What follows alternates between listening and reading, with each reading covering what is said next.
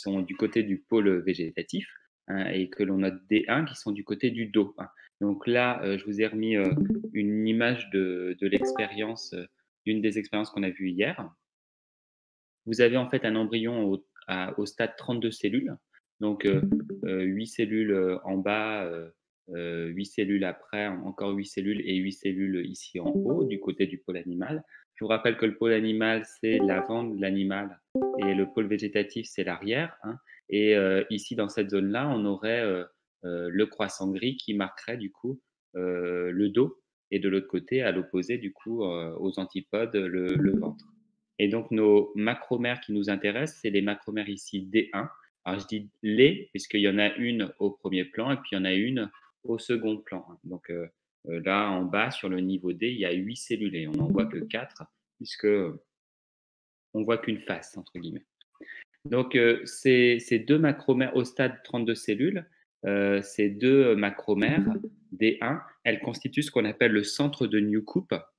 Et ce centre de Newcomb, il va être responsable de la formation du dos, hein. Il va induire la formation d'un dos, hein, ce qu'on appelle du coup une dorsalisation de l'embryon, hein. On l'avait mis en évidence ici, hein, avec cette expérience-là, où quand on prend une macromère, un macromère D1, enfin les macromères D1 et qu'on les met à la place de D4, on obtient un embryon à deux dos.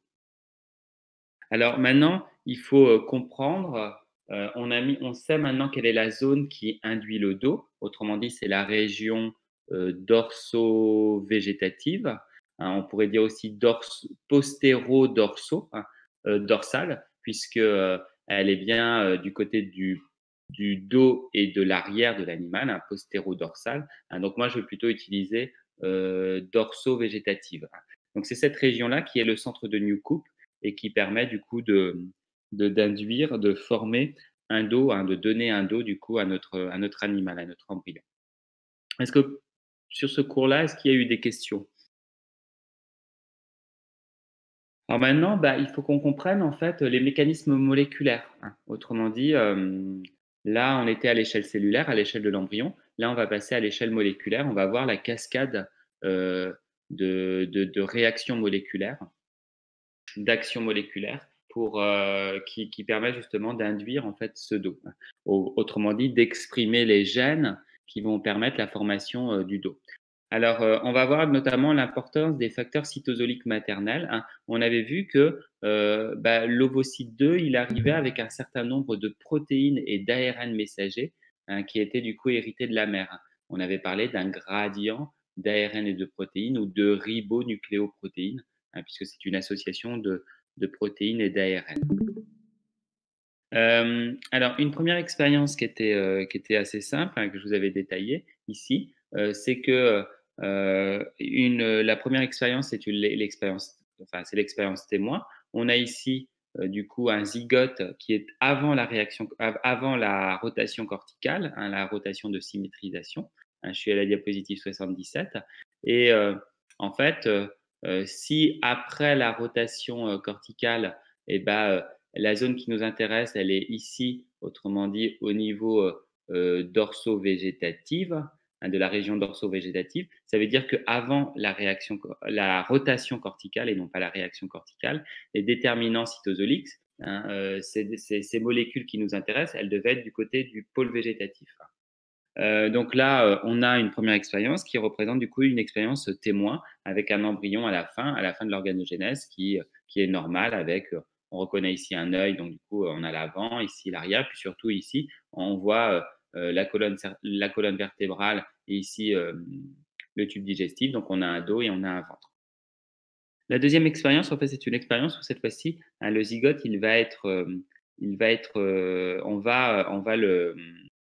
on va lui enlever une partie justement de son cytoplasme.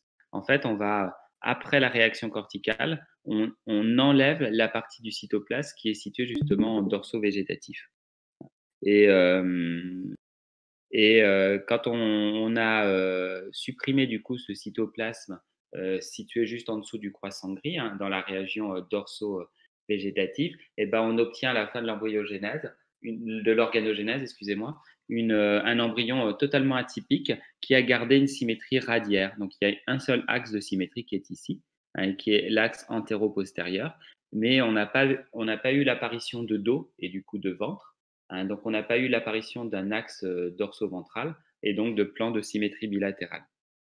Donc là, avec cette expérience 2, eh ben, on montre clairement que la partie du cytoplasme qui est dans cette zone-là, au niveau de la région dorso-végétative, eh ben, elle contient justement ce qui détermine le dos, hein, ce qui permet de former le dos. Autrement dit, ces déterminants cytoplasmiques ou cytosoliques.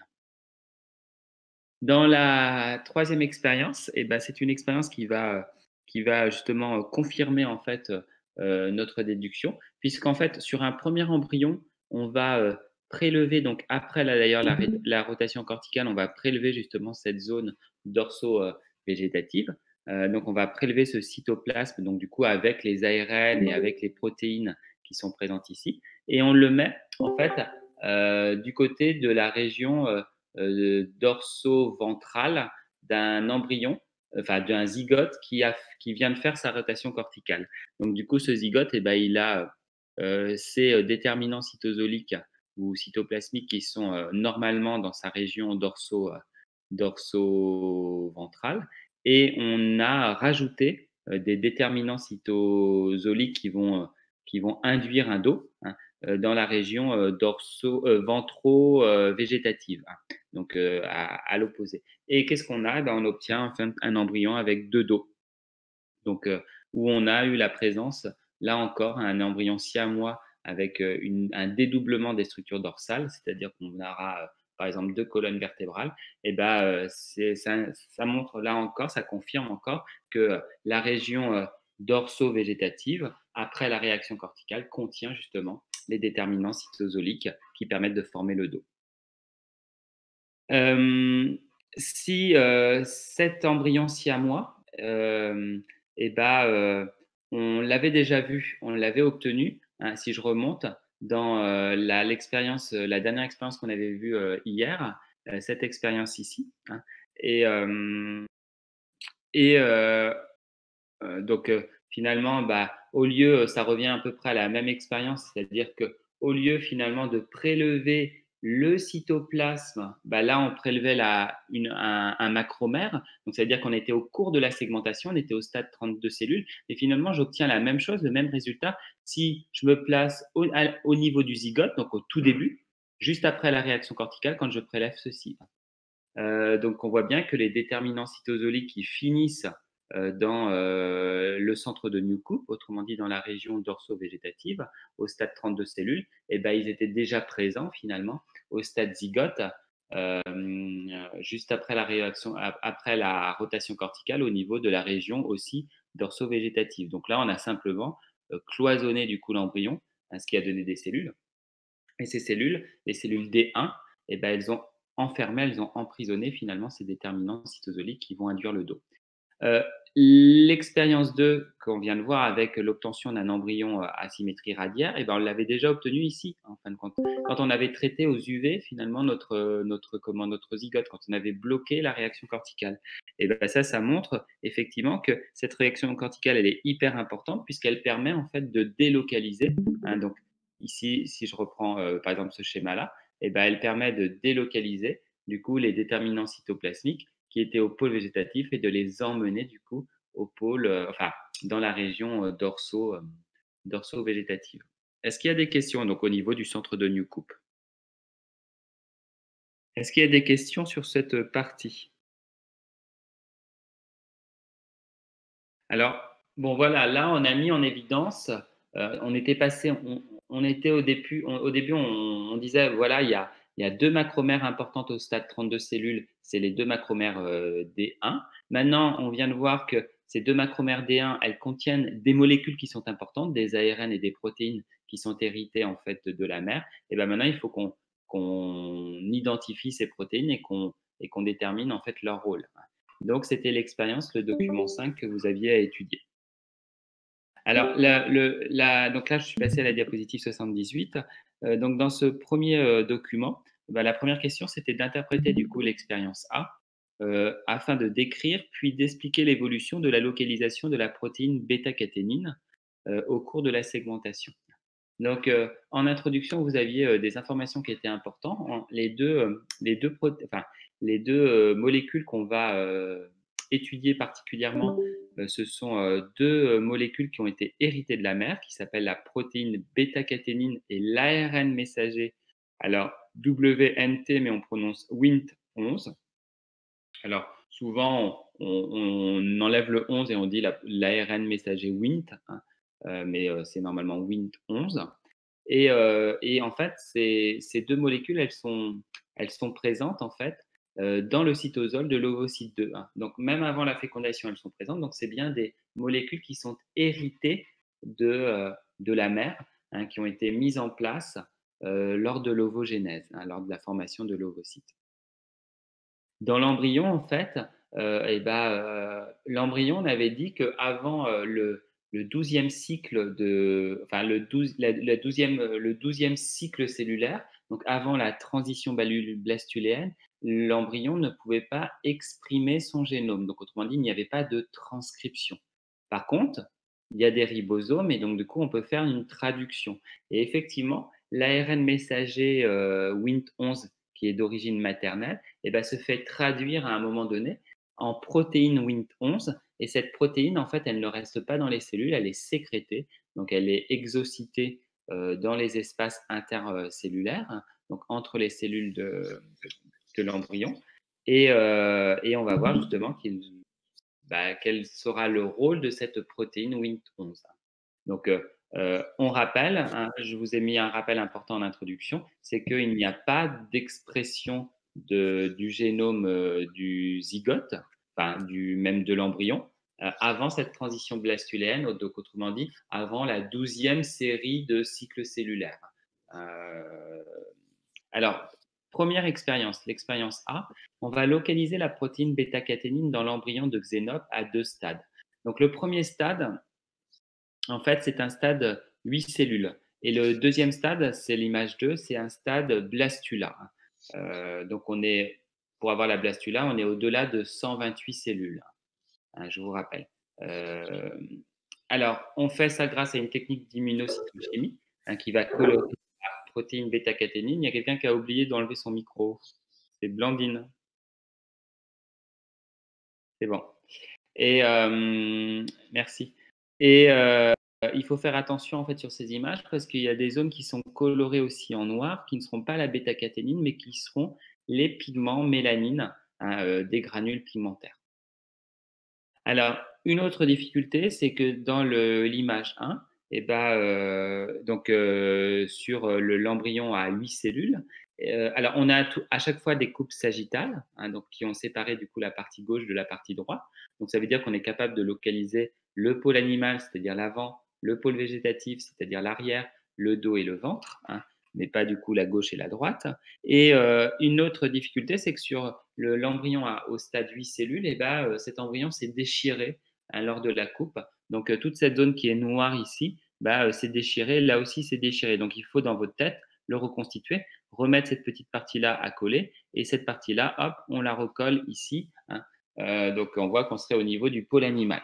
Donc, déjà, première chose, au stade 8 cellules, quand je regarde du coup mon embryon, la coloration qui est noire et qui indique du coup là où est la bêta-caténine, cette bêta-caténine, elle est surtout dans l'hémisphère animal. On voit bien, hein, si vous recollez du coup cette partie-là ici, la partie qui sera colorée en noir, c'est la partie qui est en haut, donc qui correspond du coup à l'hémisphère animal. Et en gros, plus je me rapproche du pôle, hein, donc on voit bien ici la coloration qui devient de plus en plus intense, hein. Cette coloration, elle respecte le gradient informationnel, de molécules informationnelles qui était hérité de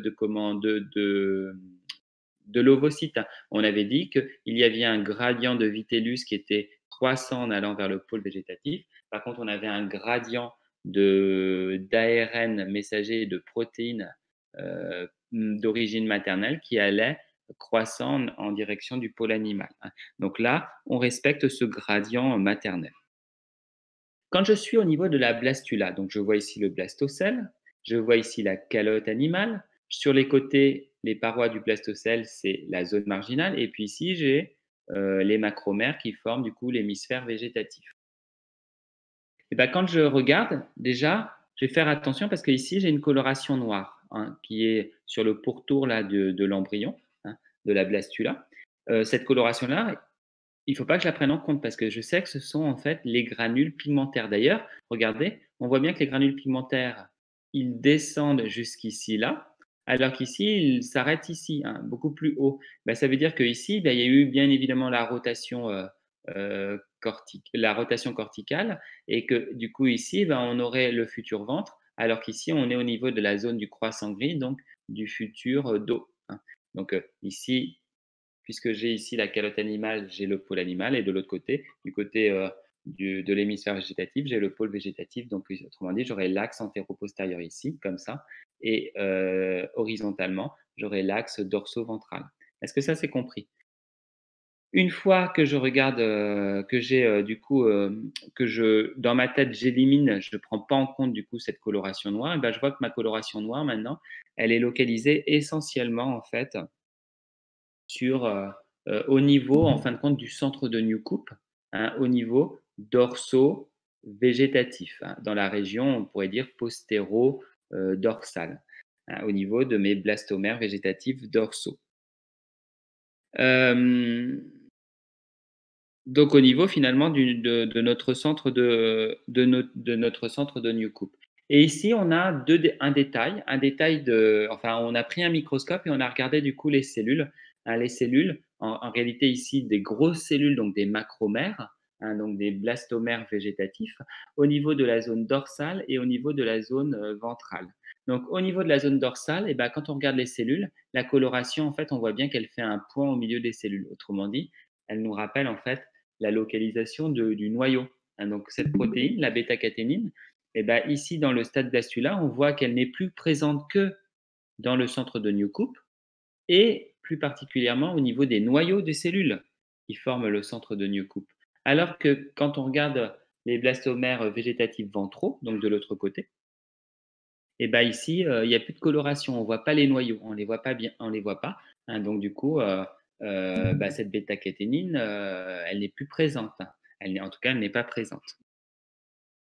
Deuxième chose, est-ce qu'il y a des questions pour l'instant sur la localisation? Donc là, pour l'instant, je n'ai que décrit finalement où était la coloration du coup grise et du coup la protéine bêta-caténine. Alors, deuxième chose auquel il fallait s'intéresser, c'était l'intensité de la coloration. Hein, si on utilise un colorant, on imagine assez aisément que plus il y a dans un compartiment de protéines colorées, et plus la coloration sera intense. Moins il y a de protéines colorées, et moins il y aura de coloration, enfin moins la coloration sera intense, hein, plus la coloration sera faible.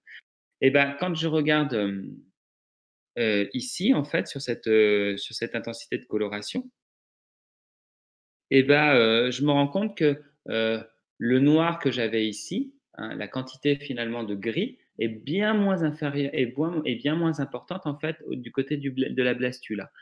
On voit en fait que, bah, toutes les bêta-caténines qui étaient présentes finalement du côté du pôle animal, elles ne sont plus présentes, donc au pôle animal dans l'hémisphère animal, du stade 8 cellules, bah, elles ne sont plus présentes du tout dans l'hémisphère animal au stade, blastula. Donc ça veut dire qu'on est obligé d'admettre qu'entre mes 2 stades, entre 8 et le stade blastula, et ben, mes protéines bêta-caténines, elles ont été détruites, hein. Elles ont été détruites sauf à un endroit, sauf au niveau du coup du centre de Newcoupe. Donc autrement dit, sauf dans la région dorso-végétative, hein, où ces cellules, où ces molécules, excusez-moi, n'ont pas été détruites, n'ont pas été dégradées. Donc en fait, cette première expérience, elle vous montre quoi? Elle vous montre en fait qu'il y avait un gradient de protéines bêta-caténine qui était croissant depuis le pôle végétatif vers le pôle animal. Et par contre, quand on arrive au stade blastula, et ben, les protéines bêta-caténine, elles sont toutes détruites, sauf dans une zone, la zone dorso-végétative, autrement dit qui correspond au centre de Newcomb. Autre information importante, cette protéine, elle semble être nucléaire, hein, puisqu'elle apparaît du coup dans le noyau. Hein, c'est une protéine nucléaire. Hein, donc, qui dit noyau, bah, dit présence d'ADN. Donc, on peut penser qu'elle a un rapport avec cet ADN. Est-ce qu'il y a des questions sur cette première expérience? Pas de questions? Deuxième expérience. La deuxième expérience, eh ben, elle a consisté, des chercheurs en fait ont produit des embryons qui vont être sans protéine bêta-caténine. Autrement dit, qui vont être déficients en bêta-caténine. En fait, pour cela, eh ben, dans l'ovocyte 1, donc au tout début de l'ovogénèse, eh ben, ils ont injecté des ARN antisens.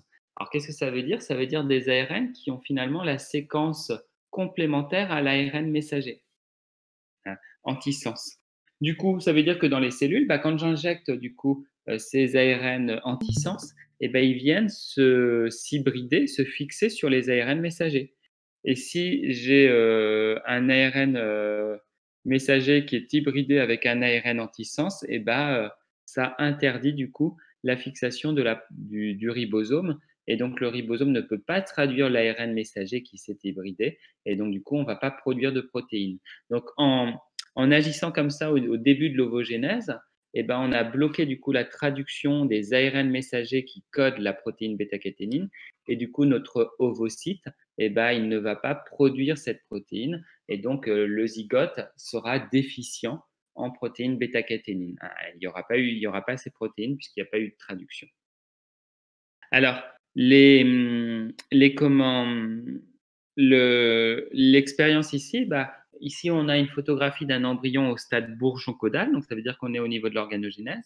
Et c'est un embryon qui est justement, qui a été formé à partir bah, de ces ovocytes déficients en bêta-caténine. Et on voit bah, que globalement, notre embryon, il a une symétrie radiaire. On n'est pas capable de dire, tiens, où est le dos, où est le ventre, hein. On a bah, quelque chose qui représente un petit peu une sorte de sphère un peu aplatie, hein, ici, hein, mais on a du coup un embryon à symétrie bah, radiaire sans dorsalisation. Alors qu'ici, eh ben, on a repris les mêmes ovocytes, donc on a obtenu les mêmes zygotes déficients en bêta-caténine, sauf que au stade 32 cellules, on a injecté dans les deux blastomères dorso-végétatifs, donc autrement dit dans les deux blastomères D1, eh ben, on a injecté des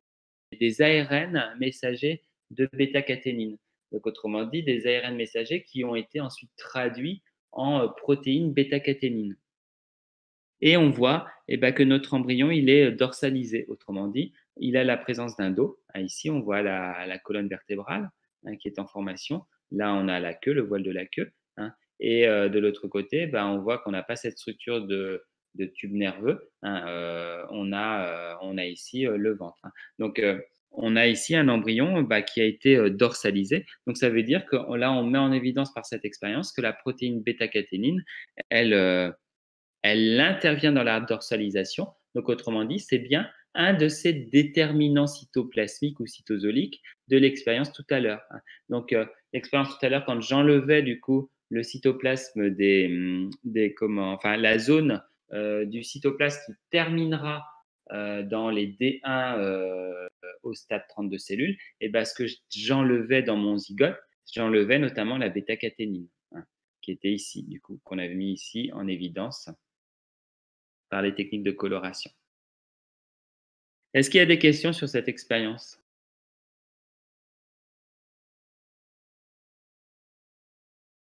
Expérience C? Alors cette expérience C, elle fait intervenir du coup une technique de génétique qu'on avait vue qui est le gène rapporteur.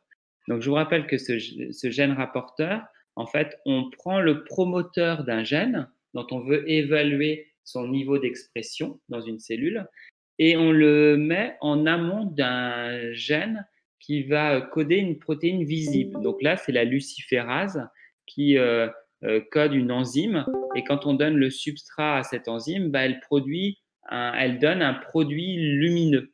Donc, du coup, si le gène a été exprimé, on a la luciférase et on peut déterminer la présence de cette luciférase et donc de l'expression de ce gène en fournissant un substrat qui donne un produit du coup lumineux. Et si du coup il y a eu expression, eh ben, ça veut dire que mon promoteur était actif dans les cellules et donc que le gène qui normalement a ce promoteur-là en amont eh ben, est actif dans les cellules. Si au contraire la luciférase ne s'exprime pas dans la cellule, c'est que du coup le promoteur du gène en question n'est pas actif dans cette cellule et donc du coup que ce gène ne s'exprime pas dans cette cellule.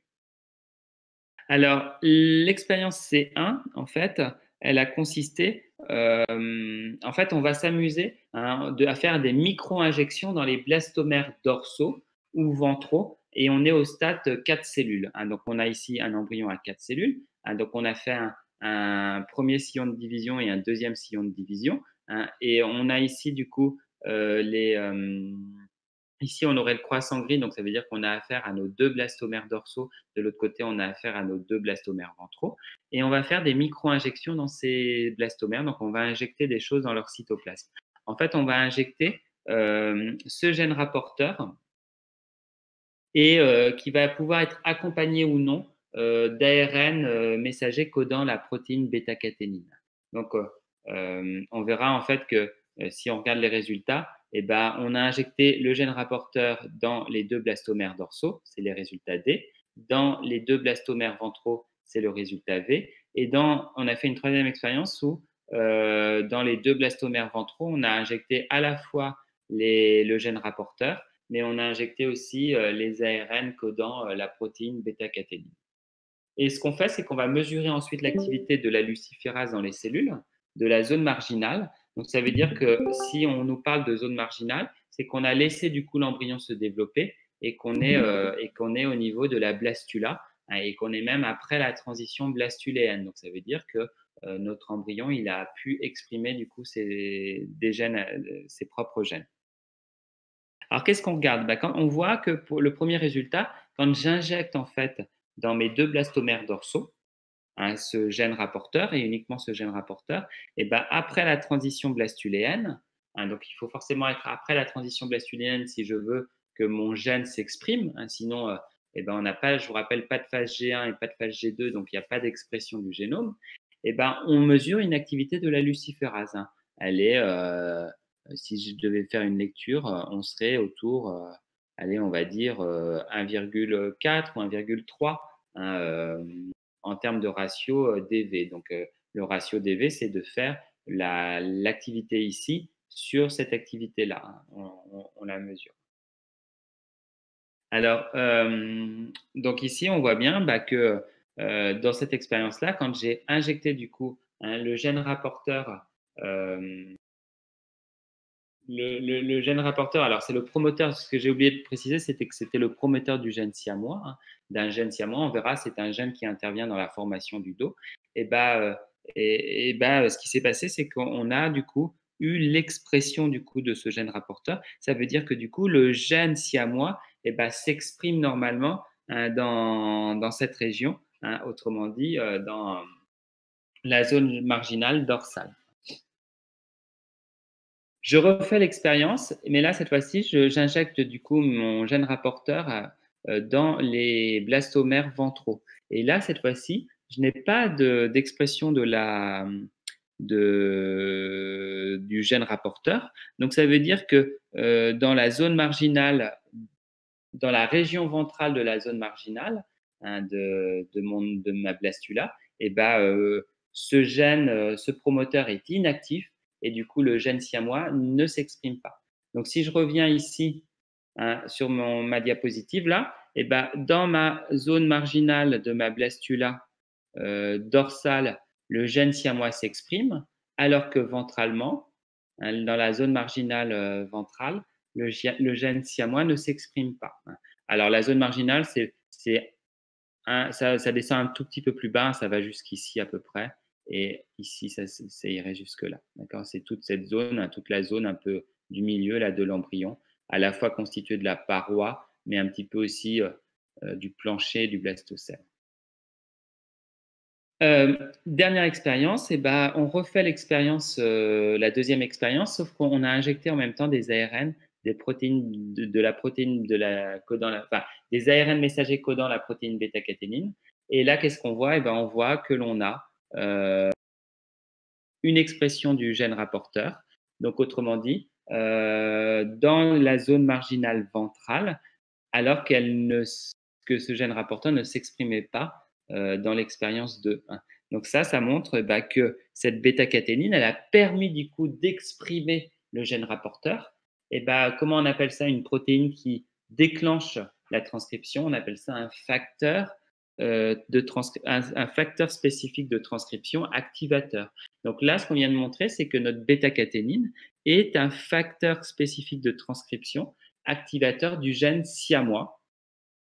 Et on peut faire une relation, c'est que qu'est-ce qu'on avait vu dans la première expérience? Bah, dans la première expérience, on avait vu justement que la bêta-caténine a été présente au niveau dorso-végétatif, hein, dans la partie dorsale, mais pas dans la partie ventrale. Et là, on vient de voir que dans cette zone-là, juste au-dessus, eh ben, on va avoir l'expression de gènes qui vont permettre de former le dos, comme le gène siamois. Alors, est-ce qu'il y a des questions sur cette expérience? Dernière expérience, eh ben, on vous dit que l'injection d'ARN M siamois dans les blastomères ventraux-végétatifs au stade 30 de cellules eh ben, induisent la formation d'un embryon siamois à deux dos. Hein, donc là, ce que cette expérience montre, eh ben, c'est que ce gène siamois, on voit le rôle de ce gène siamois. Le gène siamois, c'est un gène qui intervient bah, dans la formation du dos. Donc, autrement dit, c'est un gène dorsalisant. Dernière expérience. L'expérience qui va faire intervenir du coup la protéine Wnt11. Donc cette protéine Wnt11, eh ben, c'est une protéine du coup qui est en fait issue de la traduction d'ARN messager hérité de la mère. Et donc dans cette expérience-là, on fait par des micro-injections dans les blastomères dorsaux de l'embryon au stade 4, et ben, enfin, on injecte cette protéine, on fait des injections de cette protéine.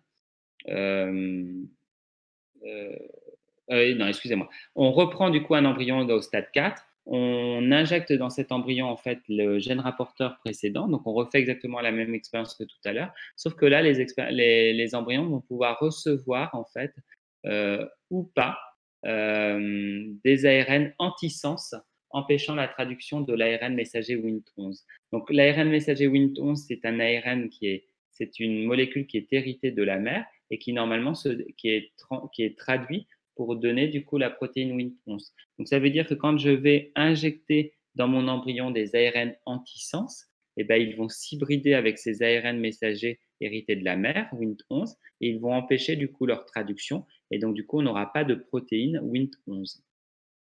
C'est le lot qu'on a appelé Wnt11-, qui justement a reçu ces ARN antisens et qui est du coup des embryons dépourvus de la protéine Wnt11, alors que le contrôle, lui, ne reçoit pas. Et, du coup, les protéines Wnt11 vont être présentes. Donc, ça veut dire que si je résume, bah, ma première expérience, c'est-à-dire mon expérience contrôle, eh ben, c'est un embryon finalement à 4 cellules où on ne fait rien sur l'ARN, on n'injecte pas d'ARN messager antisens Wnt11. Donc, ça veut dire que cet embryon va avoir ces protéines Wnt11, hein, donc un embryon classique, mais on va injecter en fait le gène rapporteur utilisé dans l'expérience C1. Donc en fait, en gros, c'est exactement la même expérience finalement. Donc ici, on les injecte dans les blastomères dorsaux que l'expérience D1 de l'expérience C1. Et on voit effectivement ben, que notre activité de la luciférase, elle est non nulle, hein, donc elle est présente. Donc ça veut dire que bah, notre gène rapporteur, il s'est bien exprimé dans, dans les cellules de la zone marginale après la transition blastuléenne. Donc, en fait, on retrouve exactement le même résultat l'expérience, enfin, que la manipulation D de l'expérience C. Pour l'autre, pour l'autre Wnt11-, là, cette fois-ci, on a empêché la formation des protéines Wnt11 et on voit qu'il n'y a pas d'activité de la luciférase. Autrement dit, euh, l'embryon enfin, les cellules du coup de la zone marginale, n'ont pas du tout exprimé le gène rapporteur. Donc, ils n'auraient pas exprimé du coup le gène dorsalisant siamois. Ce qu'il faut se rappeler, c'est qu'au tout début dans l'introduction de l'exercice, on vous disait que la protéine Wnt11 c'était une protéine qui était sécrétée. Donc, si elle est sécrétée, ça veut dire qu'elle elle n'est pas du coup nucléaire. Il ne s'agit pas du coup d'un facteur de transcription. Donc, si on met on met en évidence les deux, on peut penser du coup que s'il y a Wnt11, il y a expression du gène siamois. S'il n'y a pas Wnt11, il n'y a pas expression du gène siamois. Donc, on aurait pu se dire, tiens, la protéine Wnt11, c'est un facteur spécifique activateur du gène siamois, comme la bêta-caténine. Mais ce n'est pas le cas, puisque c'est une protéine sécrétée. Donc, on peut penser plutôt que c'est la protéine, du coup, Wnt11 sécrétée qui va activer finalement la protéine bêta-caténine qui, elle, va activer la transcription du coup du gène siamois. Alors justement, expérience des deux, on vous dit l'ARN Wnt11 est localisé au pôle végétatif de l'ovocyte 2 et chez l'embryon. Et cet ARN messager sera localisé dans les blastomères dorso-végétatifs, sauf si l'embryon a été traité aux UV. Donc, ça veut dire quoi? Ça veut dire que si je traite l'embryon, si je traite le zygote aux UV, j'empêche sa rotation corticale. Et à ce moment-là, ces ARN messagers ne sont pas présents dans les blastomères dorso-végétatifs. Donc, ça veut dire qu'ils venaient avant la réaction corticale, avant la rotation corticale, ils étaient présents au niveau du pôle végétatif. Donc, ça veut dire que avant ma rotation corticale, mes ARN Wnt11, ils sont aussi présents ici, et ils se font du coup délocaliser par la rotation corticale. Dernière des infos complémentaires, on vous disait que cette protéine Wnt11, qui est une protéine sécrétée, en fait, elle est capable de se fixer sur un récepteur membranaire. Donc, autrement dit, c'est une molécule extracellulaire informationnelle. Et quand elle se fixe sur son récepteur membranaire, un peu comme une hormone, elle va elle va activer une protéine par une voie de transduction, une protéine qui s'appelle DSH. Et cette protéine DSH, qui est dans le cytosol des cellules, elle va aller inhiber une autre protéine cytosolique qui s'appelle GSK3 et qui normalement viendrait phosphoryler du coup la bêta-caténine. Donc, et si cette phosphorylation, elle constitue du coup un signal pour dégrader la bêta-caténine.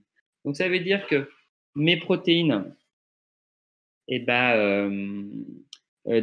et GSK, qui sont des protéines héritées de la mère, elles interviennent justement pour faire le lien entre du coup la protéine Wnt11 et la protéine bêta-caténine. En gros, quand la protéine Wnt11 se fixe sur son récepteur membranaire, elle active une protéine DSH qui inhibe la protéine GSK qui était responsable de la dégradation de la bêta-caténine. Donc, si j'empêche la GSK3 de dégrader la bêta-caténine, la bêta-caténine, du coup, va rester en place. Est-ce qu'il y a des questions?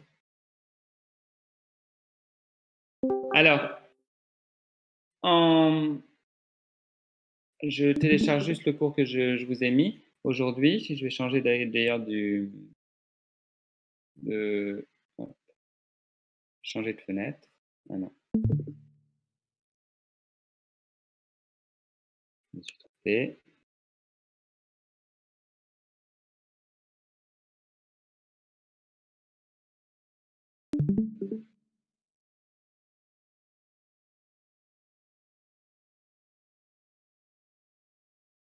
Alors ici, je vous affiche du coup le cours.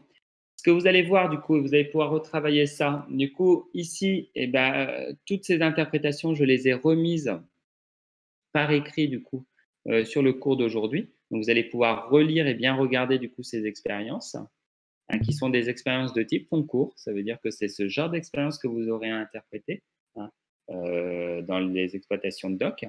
Et tout à la fin, bah, je vous ai fait un bilan du coup sur ce processus. Ce que j'aimerais du coup, ce que j'ai pas corrigé, mais j'aimerais du coup pour que vous appreniez, enfin que vous assimiliez du coup toutes ces informations, hein, qui sont vraiment le cœur difficile. C'est la partie un peu plus compliquée du coup de ce chapitre sur le développement embryonnaire.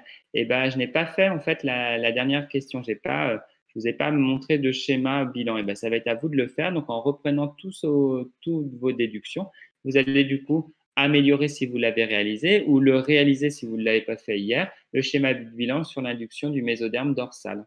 Donc, eh ben, il va falloir que vous vous basiez du coup surtout sur le bilan, hein, puisque ce bilan-là, eh ben, il vous explique clairement le processus, enfin, ce processus du coup de comment d'induction du mésoderme dorsal par la voie de la bêta-caténine, hein.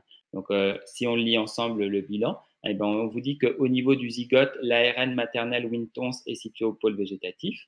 Il est délocalisé dans la région dorso-végétative, hein, donc postéro-dorsale par la rotation corticale. Et ainsi, lors de la segmentation, eh ben, ces ARN messagers Wnt11 vont être présents du coup dans le centre inducteur de Newcoop, hein, autrement dit dans les macromères qui vont correspondre au centre inducteur de Newcoop.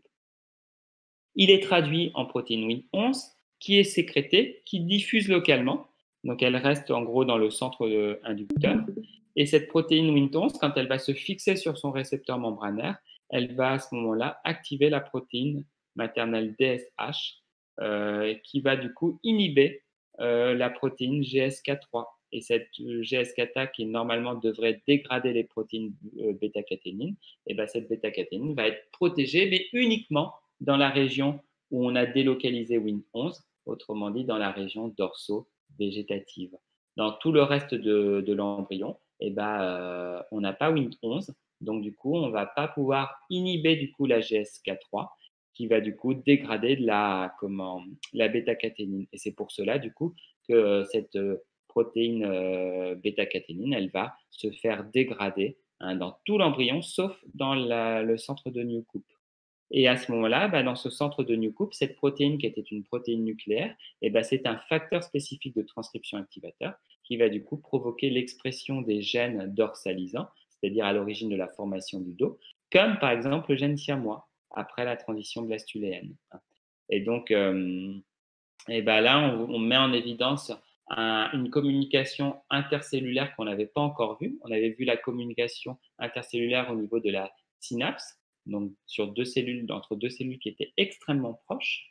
On avait vu la communication cellulaire euh, au sein d'une hormone, donc entre des cellules qui étaient très éloignées dans l'organisme. Et ben là, on vient de voir une communication à faible distance, mais avec une distance quand même un petit peu plus grande que la fente synaptique, mais beaucoup moins grande que entre les cellules endocrines et les cellules cibles dans une communication hormonale. Et ben on appelle ça une communication paracrine. Donc voilà.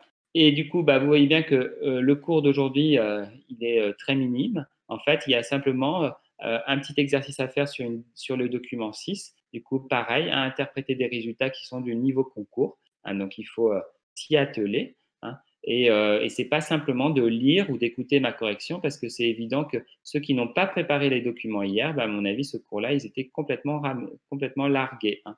Donc, il faut bien faire l'effort, hein. J'ai été étonné de ne pas avoir de questions. J'ai une étudiante qui m'a montré simplement son schéma bilan. Je ne suis pas sûr que les autres, vous ayez bien regardé les documents. Donc, si vous ne regardez pas les documents, bah, le cours, il ne sert pas à grand-chose, hein, parce que là, les techniques sont tellement compliquées, les notions sont que si vous n'avez pas regardé en amont, vous serez perdu dans mes explications orales, c'est sûr.